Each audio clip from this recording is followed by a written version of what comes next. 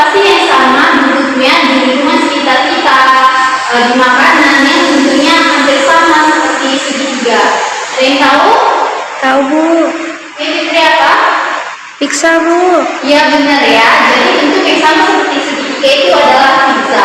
Selanjutnya di sini Ibu akan memberitahu tentang apa sih melukis segitiga. Jadi melukis segitiga itu adalah salah satu keterampilan yang harus dimiliki oleh guru, karena memiliki banyak pemahaman yang jauh lebih mendalam terkait konsep segitiga yang akan dipelajari oleh siswa. Untuk mengerjakannya kita menggunakan penggaris terlebih dahulu. Coba lihat caranya anak-anak. Pertama buat garis lurus sebesar 5 cm. Nah ini kan penggaris kan. Nah ini penggaris. Kita buat sampai ke angka 5. Lalu kita buat di sini. Ke angka 5 ya. AB-nya mau diletak di mana? Apakah A-nya di sini atau di sini? Yang mana anak-anak? Oke, A-nya di sini ya. Kita letak. Dan yang B-nya itu di sini. Selanjutnya kita menggunakan busur. Kan di sini caranya kita akan membuat ke 45 derajat. Sini ya. 45 derajat itu di bagian sini. Lalu cara yang terakhirnya kita ukur juga ke 55 derajat. Yang mana 55 derajat itu ada di sini.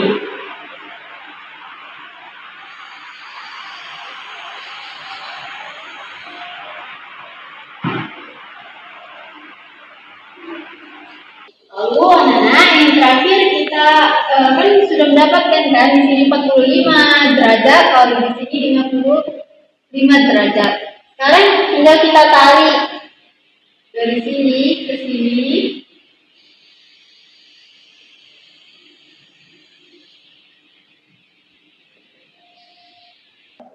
Nah, karena sudah kita tarik dari sini ke sini sesuai dengan yang tadi itu kan ukurannya. Selanjutnya yang ini juga udah, dan kita sudah mengetahui bahwasanya yang diketahui AB 5 cm dan sudut A 40 derajat dan sudut B 55 derajat, hasilnya itu seperti ini ya. Selanjutnya di sini kita akan membahas tentang melukis garis istimewa pada segitiga. Jadi di dalam melukis garis istimewa pada segitiga ada berapa macam garisnya? Ada 4, ya benar ya. Jadi ada 4 macam garisnya. Yang pertama itu ada garis tinggi, yang kedua ada garis bagi, yang ketiga ada garis sumbu, dan yang keempat ada garis berat. Nah, jadi di sini garis tinggi adalah garis yang melalui salah satu titik sudut segitiga dan tegak lurus dengan sisi. Lanjut yang kedua, kan di sini ada garis bagi. Yang pengertiannya dimana garis yang ditarik dari salah satu sudut pada segitiga sehingga membagi sudut menjadi 2 bagian sama besar.